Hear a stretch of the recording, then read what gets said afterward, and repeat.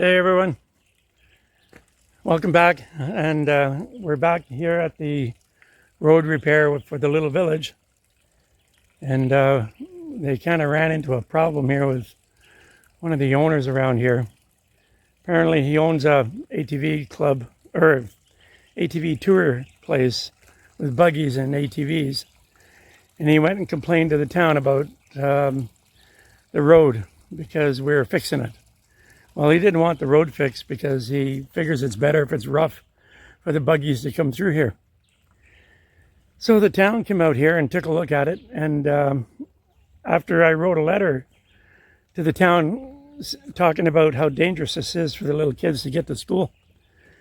So to make a long story short, they issued the village people another permit and to carry on and do what we're doing because they really appreciate all the work we're doing. And there's no buggy tour worth the safety of a child. Not in my eyes anyway. So we're going to continue on. So I came out here today to see what happened with the 3 loads of gravel we had put here the second time. And those poor village people, what they did when this guy complained is they panicked and they thought, well, they're going to take it away. So they got out their shovels and their wheelbarrows and they spread it. I can't believe it. Like, you look over here, look at this road. This is all done by hand. Just incredible. It's like a foot high here on the sides here.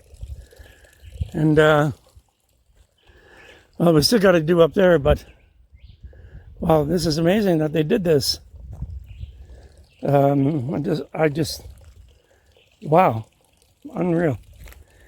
So anyway, I came up here today to see how many more yards of gravel we're going to see if we can get, because the guy in the backhoe wants to come up here on Monday. So I'll see what he's got.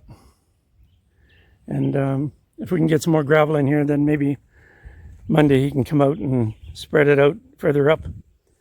But my God, they even spread the gravel all the way down here. There was quite a few dips and holes here. And oh geez, even over there. Yeah. Wow. Okay. Still quite a bit of gravel here, but it's going to need a backhoe guy to dig it out. And maybe just push it and make that road really smooth. Anyway, I'm going to go up a little bit further and see what it's like up there. Talk to you after.